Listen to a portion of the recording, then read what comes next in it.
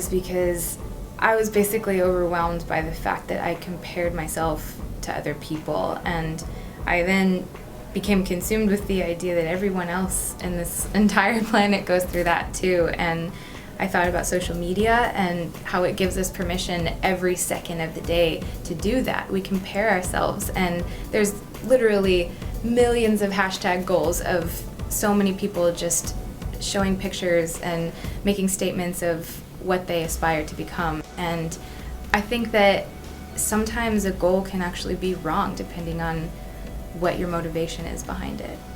My concept for the video was basically to showcase the dark side of the media and fashion industry. I also wanted to sort of make sure that we came across to say that it's only dark because of the way that we perceive it. We don't usually see it for what it is. And so we sort of staged this dramatic, avant-garde fashion shoot where me and Matty were really dolled up, and we actually had characters, which you'll see in the video, that pretty much played the role of perfection, and we literally fight for the idea of perfection, which I believe is unattainable.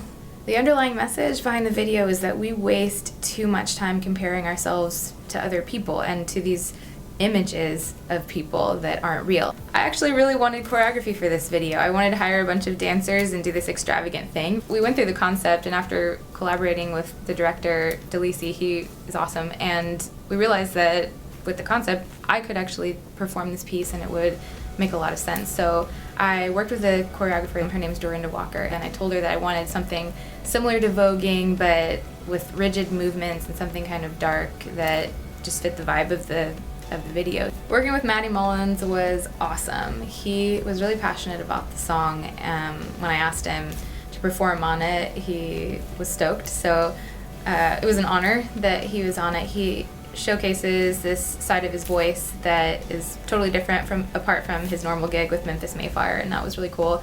But I asked him to do it because I wanted a guy's perspective. I wanted a man's voice to represent the side that we don't normally think about, that guys go through this too. They try to achieve a certain level of success and perfection, and society kind of tells us what that's supposed to look like. We compare ourselves to that, to an unrealistic form of humanity. And I think until we learn to love ourselves for who we are, we're always going to carry the weight of these lies that we tell ourselves that we're not good enough, and that's not true.